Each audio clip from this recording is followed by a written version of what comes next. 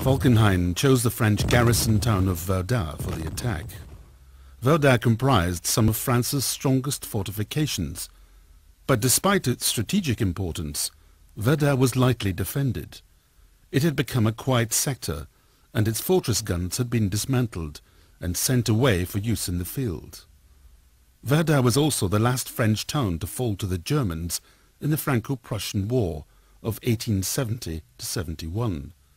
The symbolism would not be lost on the French. The plan was brutally simple. The French, forced to fight in a crucial but narrowly restricted corner of the Western Front, would be compelled to feed in reinforcements into a battle of attrition at which the Germans so excelled. If the French gave up the struggle, they would lose Verdun. If they persisted, they would lose their army. The German attack on the 21st of February 1916 caught the French completely by surprise. The Germans had positioned more than 542 heavy guns and 2 million artillery shells for the assault. To defend Verdun, General Philippe Pétain mobilized an unprecedented 24-hour-a-day logistics effort from Paris down the Voie Sacrée. From February to November, the defenders of Verdun hung on by a thread, and France's fate hung in the balance. Miraculously, Verdun held out. Falkenhayn was relieved of command and was replaced by General Erich von Ludendorff. The losses were staggering on both sides. Close to 380,000 French and 340,000 German troops were consumed in the maelstrom. The main Allied attack on the Western Front in 1916 was originally planned at the Somme River as a joint British-French offensive. The imperative to relieve the pressure on Verdun, however, required that the newly appointed commander of the British Expeditionary Force, General Douglas Haig, take responsibility for the main effort, an attack over a month earlier than planned, in July 1916. Haig knew the limitations of his untrained divisions, but reluctantly agreed, knowing that success against the Germans depended on preserving the alliance. On the 1st of July 1916, 27 divisions comprising some 750,000 men attacked across the valley of the Somme River. The German defenders had deployed only 16 divisions, but the Germans were dug into layered defences and deep underground dugouts that were nearly impregnable to British artillery fire. The British sustained 58,000 casualties, among them 24,000 dead. The Somme would be the single greatest disaster in the history of the British Army. There would be many more dead and wounded as Haig pressed the attack in a gruesome process of trial and error. The British would persist until November, fighting on in unimaginable conditions. In all, the Allies would gain only 12 kilometers. It had cost them 420,000 British and 200,000 French casualties. The Germans paid almost as dearly. Douglas Haig, the British Commander-in-Chief on the Somme, is very often characterised as a donkey leading lions. And that's an idea that's gathered credence over the years and is frankly rather unfair. Haig was a man of his time. He was a cavalry officer who was really basing his understanding of warfare on 19th century tactics. But he was a man who was prepared to learn. Very, very keen, for example, to use tanks for the first time. It was just unfortunate that warfare was not catching up fast enough, or technology was not catching up fast enough with his needs, his requirements. And he was desperate to use tanks. It doesn't fit well with the idea of the blinkered cavalryman.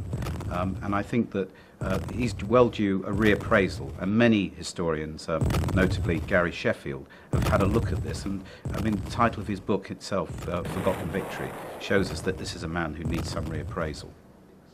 Logistics, fantastic on the Battle of the Somme. If you imagine that the British army that was in place, the Empire army that was in place on the Somme, many of the men were newly trained, remember, they were newly equipped, but it's their number that's quite staggering. and the number was equivalent, let's say, to the population of the city of Edinburgh. And those people had to be fed, they had to be moved around, they had to be supplied, they had to be got there in the first place, which of course also explains Haig's obsession with the Channel ports, because without the Channel ports, for which Ypres was the protecting city, he wouldn't have been able to supply his army. 2 years of trench warfare had taken their toll, with more than 1 million dead or wounded.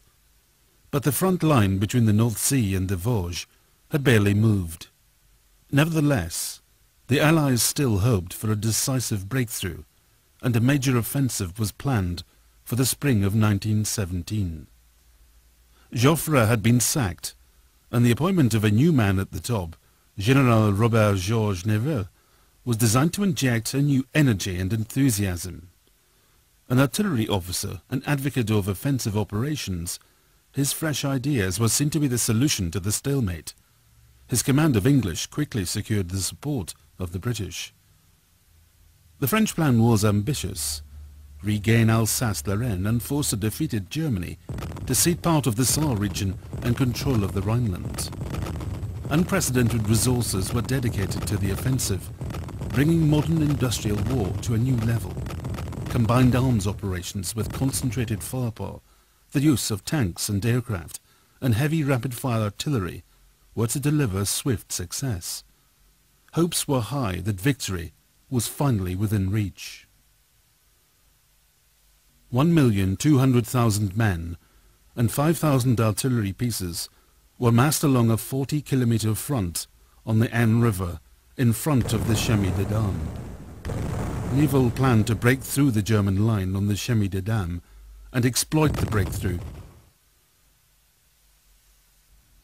But the Germans had had 2 years to dig in.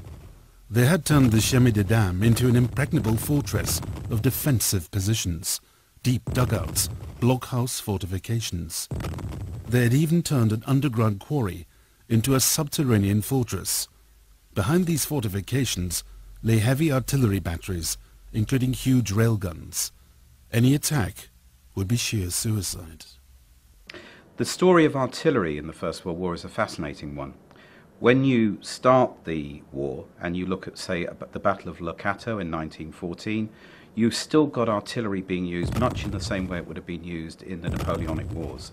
In other words, the guns went with the infantry. They were pulled along by horses. And you could call these the galloping gunners.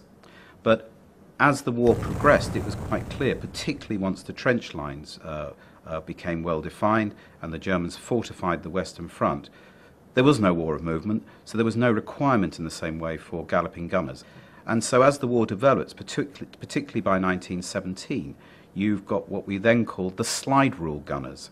And these are people who use science, they use calibration, they use thermometers, they use barometers, they even look at the wrinkles in the maps that they're basing their firing on. All of these things are calibrated and scientifically calculated. The Royal Flying Corps are also sighting in the British Army, they're sighting the guns. They watch where the flashes of the German guns are, and they say, now firing, and that's then marked on a map. So you've got this combination of technologies. You've also got a situation where you have Royal Navy techniques of gunnery, which were used on the big battleships. That was being used on the Western Front as well, with huge siege guns which could fire up to 80 miles. These are massive pieces of technology, and they are very, very scientifically deployed on the battlefield. That's very different to the galloping gunner of 1914. Industry is absolutely critical to success in the First World War, and even in the early years of the war it was impossible for factories to keep up with the requirements of the generals on the ground. I mean, it's worth remembering that in the Battle of the Somme, one of the reasons the Somme was such a disaster for the British was that around 35% of shells didn't explode at all, which is why you have the harvest of steel still in French farms, where people are ploughing up duds that simply didn't go off.